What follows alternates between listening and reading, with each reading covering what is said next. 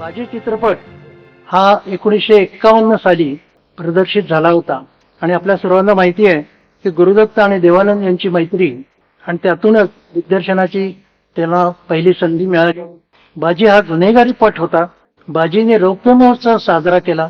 एवढंच नव्हे तर त्यांचा हा पहिला चित्रपट ट्रेंड सेटर ठरला.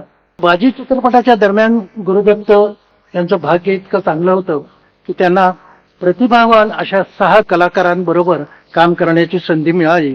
पहिली व्यक्ती म्हणजे साहिर लुधियानवी, दुसरी व्यक्ती होती SD बर्मन, तिसरी व्यक्ती होती गीता रॉय. त्या गीता रॉयच्या प्रेमातच ते पडले या तदबीरच्या गाण्याच्या दरम्यान आणि पुढे त्यांनी 3 वर्षांनी तिच्याशी विवाहही केला. ती गीता दत्त झाली. त्यानंतर राज खोसला हे त्यांचे सहाय्यक होते. ते पुढे मोठे दिग्दर्शक झाले. विनोद वीर, जॉनी वॉकर या सगळ्यांबरोबर त्यांनी काम केलं आणि विशेष म्हणजे बलराज सानी यांच्याबरोबर त्यांनी पटकथा लिहिली. हे विशेषच आहे. पण ही सगळी सांगड घडवून आणली देवानंद यांनी. तर देवानंद याविषयी काय म्हणतात हे आपण काही सेकंदाच्या क्लिपमध्ये पाहूया. Baji was my own picture, produced by me, directed by the late Guru Dutt, and written by Balrat Sani, and the lyrics were written by Sahil Ludhianvi, and the music was by SD Burman. So we formed a group and a team that clicked and played for years and years and years. सर्वच मोठ्या व्यक्तींच्या बाबतीत असं घडतं की कोणीतरी ज्योतिषी त्यांच्याविषयी सांगतो की हा पुढे मोठा होणार आहे. गुरुदत्त यांच्या बाबतीतही असंच घडलं. ती छोटीशी कहाणी काही शब्दात त्यांच्या मातोश्री सांगणार आहेत. त्यांच्या तोंडून ऐकूया छोटीशी क्लिप. मातोश्री पदुकोण.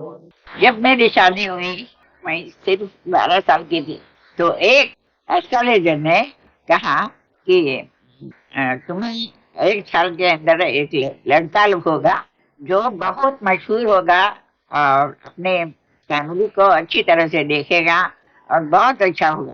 आता यानंतर आपण बाजीच्या दरम्यान घडलेली दुसरी घटना पाहूया.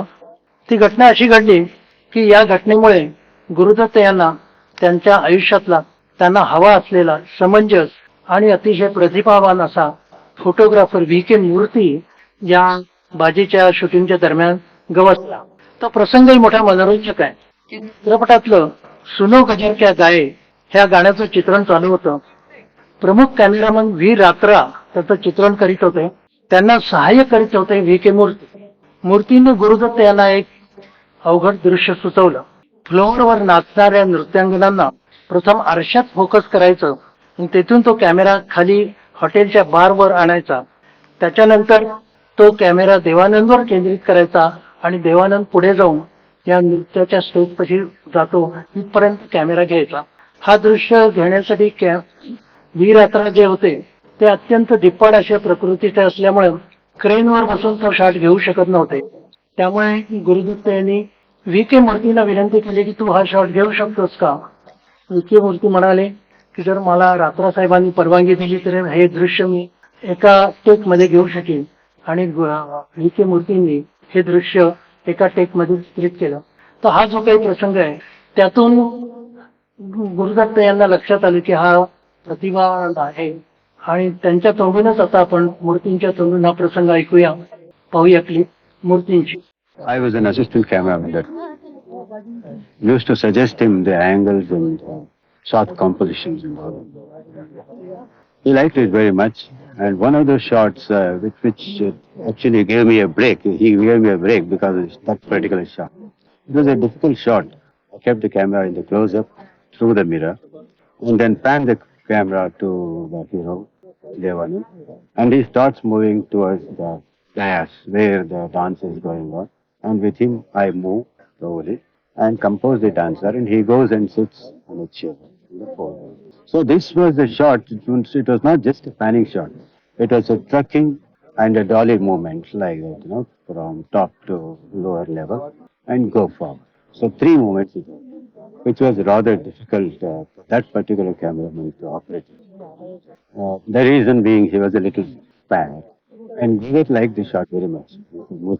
Next picture onwards, you will be mentioned. हे गाणं पाहताना आपण 2 गोष्टी पाहणार आहोत. एक तर मूर्तींनी घेतलेला तो आरशातला शॉट आणि दुसरी गोष्ट म्हणजे या नृत्याच्या दरम्यान शेवटी देवानंदला मारेकरी मारायला आलेले आहेत त्या प्रसंगी नृत्यांगना गीता बाली गाण्यातून देवानंदला येणाऱ्या धोक्याची सूचना देत आहे. आणि यावेळी या प्रसंगात गुरुदत्त यांनी मारेकरी, देवानंद, रशीद खान या सगळ्यांच्या डोळ्यांचे 14 मोठे कट्स घेतलेले आहेत. तेही आपण पाहूया.